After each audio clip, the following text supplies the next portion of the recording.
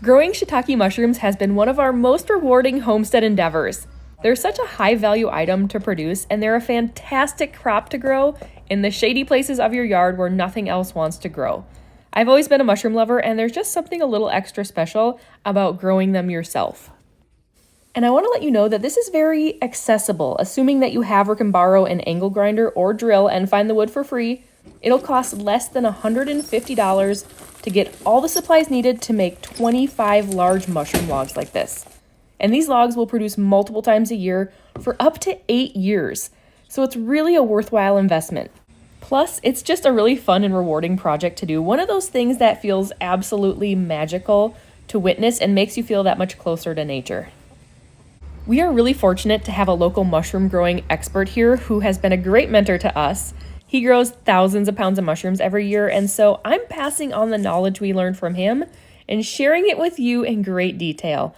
Everything you need to know in order to make your own shiitake mushroom logs. Let me give you a quick overview here before we get started. There's 6 main steps. First, harvesting the logs and then drilling the holes in them, stuffing those holes with spawn, waxing the holes shut, and then letting the logs sit to incubate before setting them up and positioning them for harvest. And just to make it easier for you, because there are a lot of little things to remember here, I made a 1-page cheat sheet that you can print that has all the details. You'll find that on my website, which I'll link below. So let's start by talking about the logs because there are some specifics. There are many different varieties of trees you can use, like alder and maple and beech, and I will put a full list down in the video description, but oak is the best, and that's what we've always used. The wood needs to be alive and well when it's harvested. You have to use living trees. Do not use dead or fallen or previously cut wood. The trees also need to be dormant when harvested, which is anytime after the leaves turn brown in fall and before the buds start to swell in spring, and ideally you would harvest them no more than 2 months before making them. The more time between log harvest and when you drill them, the more time for competing fungus to invade. And you also have to keep them in good condition, out of the sun, and tarped to keep in moisture. Here in Zone 4, Wisconsin, which is pretty prime mushroom growing territory, we harvest the logs in March or April and then make them in May, after the threat of freezing weather is over and the temperatures are reliably in the 40s. The ideal size for shiitake mushroom logs is 36 to 48 inches long and 3 to 8 inches in diameter. You can use either the trunks of young trees or you can use branches of older, bigger trees. Mushroom making day, this is important. The logs need to be aged first. They actually need to sit for about 2 weeks before introducing the spores. This allows the cells of the tree, which are antifungal when alive, time to die. Now to drill the holes, we're using an angle grinder here, which we highly recommend. It's about 10 times faster and easier than a regular drill, and if you're doing more than about 1 log, you will greatly appreciate it. If you are using an angle grinder, you will need an adapter for the bit that you don't need if you're using a regular drill, and I'll put a detailed equipment list in the video description below with all of that info. Obviously, safety goggles are a must for the person drilling the holes because chunks of wood will come flying off the logs, as you can clearly see here. The holes are drilled about 1 inch deep into the log, which the bit takes care of that naturally. And then the holes are positioned in sort of a diamond pattern. The holes are 6 inches apart in the rows, and the rows are 2 inches apart and offset. Carl did fashion this quick log holder, which isn't necessary, but it is helpful. You want the log to be held steady while you drill, but you also want to be able to turn it easily as you work around it. Next up is stuffing the holes, and we are using Sawdust Spawn, which is simply sterilized sawdust with mycelium or mushroom cells in it, and we're using this tool, which is what makes and pushes the sawdust spawn into the logs. I recommend getting your spawn from a reputable producer like Field & Forest and not from a reseller. It's important to get good quality stuff. It should come in a sealed bag and be moist and likely starting to grow like this. Spawn usually needs to be kept in the fridge until you use it, and it also needs to be kept moist while you use it. So we only use a portion of the bag at a time, and we keep it out of direct sunlight while we're working. We put some of the spawn into a rigid container like a metal coffee can and then break it up if it's in clumps. Then, with a fair amount of vigor, we plunge the end of the tool into the spawn several times to really pack it in there. And then to release the plug, you whack it with a sharp, quick motion, and then repeat that about 1 billion times. And the goal is to fill the hole in the log all the way up so that it's about flush with the surface of the log. You will notice here that out of the 3 holes he's filling, the first 2 are perfect, and that last one is a little shy. We'll add a bit more to it. It's a good idea to practice filling the tool and releasing it to get an idea of what it takes to make a good plug. It should be packed firmly and with no gaps. If you are having a hard time making full plugs, it might be because the sawdust gets packed down, so just fluff it up a bit, that'll help.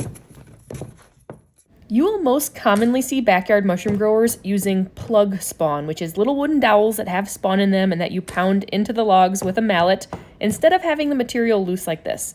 Plug spawn doesn't require a tool, but it is slower and often a little bit more work. Sawdust spawn is what the pros use, and I highly recommend giving it a try if you're debating between the two.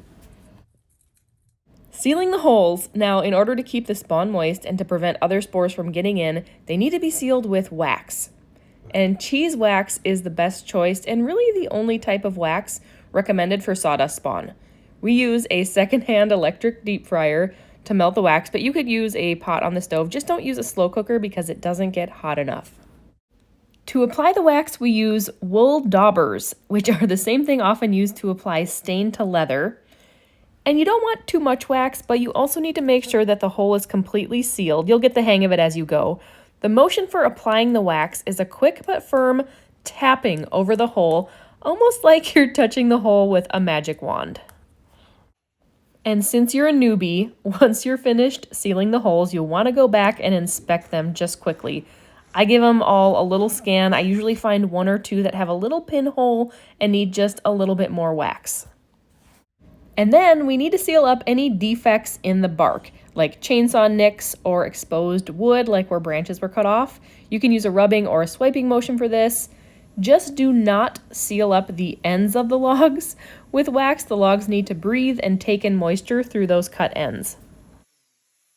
We are using 2 different types of shiitake spawn today, so one extra thing we're doing is labeling one of the types by stapling on some red flag tape so we can tell which is which.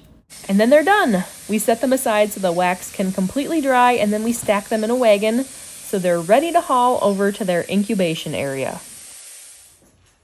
One thing I haven't mentioned but I want to make very clear is that each step of this process needs to be worked quickly. Don't drill too many holes before you fill them, and don't fill too many holes before you seal them. Work 1 or 2 logs at a time from start to finish. Once you drill the holes, you've basically pulled a pin in a grenade. The next step is incubation. Once the logs are made, they need to be incubated. This is when the spores will grow and colonize the log with mycelium. And it sounds fancy, but incubate is just code word for let them sit. The requirements are that it needs to be shady, and they need to be near the ground where it stays moister, but not on the ground, and you should do this right after you make them. And I have some bad news I've been hanging on to. They need to incubate here for 1 year before you get mushrooms, which is where we are now. And I know that's a long time, but I promise they are worth the wait. So it's the following spring, and these logs have been incubating for 1 year, which brings us so close to the exciting part.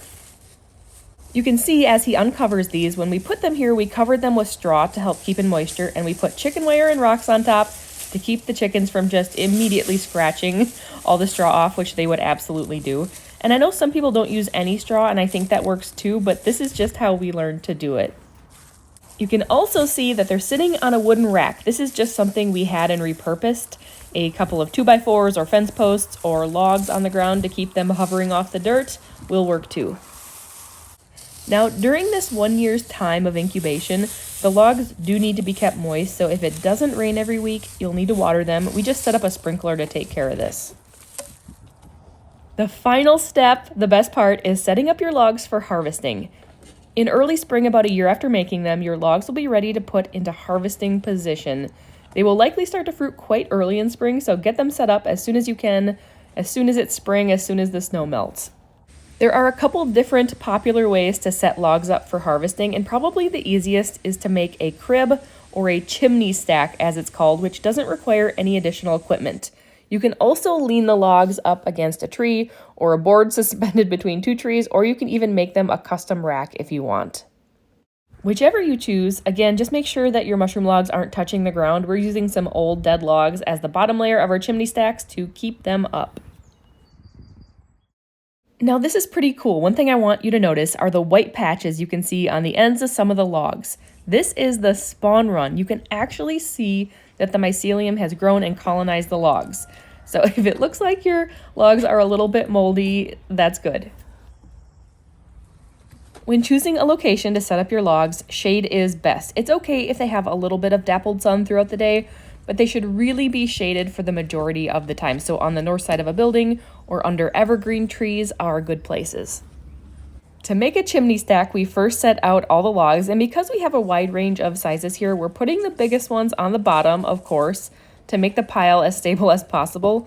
The logs will start to break down over time, so if you have a thin log on the bottom, it could eventually collapse your whole stack. Keep in mind that you'll need to be able to access all the way around the stack, so keep a clear path and don't place them too close to anything. Our space here is a little bit tight against the house, but we'll make it work. And only stack them as high as you can comfortably see and reach. That's why we're making several stacks, so we don't have one gigantic tower that we can't reach the top of. One final consideration is to put them somewhere where you pass by every day or you can easily see. Since you don't know exactly when they'll fruit, if you don't look at them for a few days or if you forget to check them, you may miss harvesting your mushrooms. Look at that, aren't they just beautiful? We grow two types, wide range and cold weather strains. Wide range fruit in a wider range of temperatures, and they're the easiest to grow. They're recommended for beginners. Cold weather strains are said to be the most beautiful and have the richest flavor, but they actually take 2 years to produce mushrooms, which feels like an eternity to wait for. The mushrooms will pop out of the holes, and they will come out of the same holes again and again. Some holes will produce better than others over the years, and they can also come out of anywhere where there's a defect or a break in the bark. A shiitake is ready to harvest when the veil is broken, just exposing the gills underneath, which you can see or feel. The veil is a cottony membrane that extends from the cap to the stem, and it covers the gills. Once that breaks, the mushroom will not get any bigger, though it may appear bigger because it'll flatten out, but it'll start to lose quality after that. Mushrooms can go from being button-sized to big and harvestable in a matter of days or even just one day, so check them often when they're fruiting. It's just wonderful and magical and so much fun to watch them grow. I love it. As far as when they fruit, that really depends on what strain you have and the temperature that year and how much moisture you've had. But you can generally expect mushrooms in the spring and in the fall, and you might even get multiple fruitings in each season. As far as log maintenance over time, just like when the logs were incubating, they need to be rained on or watered deeply every week. We call the rain mushroom juice in spring when it's about time for the logs to produce, because it's just amazing how a natural rain will make them pop. Also, it probably goes without saying, but make sure you know what a shiitake looks like and how to identify one, because there definitely could be other mushrooms that come out of your logs if other spores got in there. Mushroom logs will last and produce anywhere from 3 to 8 or more years. Oak is one of the best producers and longest lasting, which is why we prefer it. Actually, the first logs we ever made are pushing 9 years and still putting out a basket full of mushrooms every year. And that's it. You can now grow mushrooms like a pro, and I hope that you're inspired to try it. As always, let me know if you have any questions, and if you found this video helpful, I would love it if you could give it a thumbs up, and make sure to subscribe to my channel so that you are the first to know whenever a new video is posted.